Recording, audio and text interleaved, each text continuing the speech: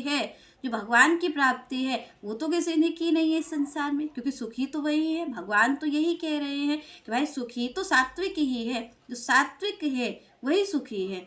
पर यहाँ पर आप देखिए कि जो रजोगुण में स्थित है, जल की ग्रह गृहस्थी है, जो संसार में लिप्त है, वो व्यक्ति भी कह रहा है कि मैं सुखी हूँ, तो इस चीज़ का क्या है, उसको सुख नहीं है, उसको सुख का भ्रम उत्पन्न हो गया है।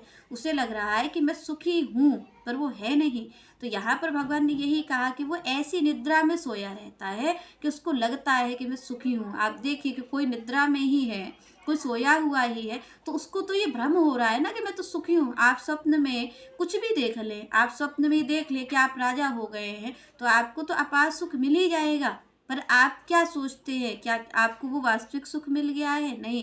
जब तक आप निद्रा में हैं तब तक तो वो सुख आपको सुखी कर रहा है, पर जैसे ही आपकी निद्रा टूटेगी तो आपको पश्चाताप होगा कि उसको मैंने सुख समझ लिया, पर वो कैसा था, वो एक स्वप्न मात्र ही तो था।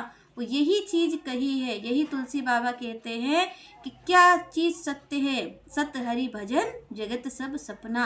और ये अपना अनुभव कौन कह रहा है? ये भोलेनाथ कह रहे हैं कि उमा कहूँ मैं अनुभव अपना, और सत्य हरि भजन जगत सब सपना। तो यहाँ पर जो जगत के सुख को सुख कह रहा है, जिसको लग रहा है कि भाई ये धन संपत्ति मिल गई है, हमें परिवार मिल गया है सब भरा पूरा, हमें संसार में लोक प्रतिष्ठा मिल गई है, तो इसको वो सुख कह रहा है। तो यहाँ पर वो निद्रा में ही है, वो स्वप्न ही देख रहा है।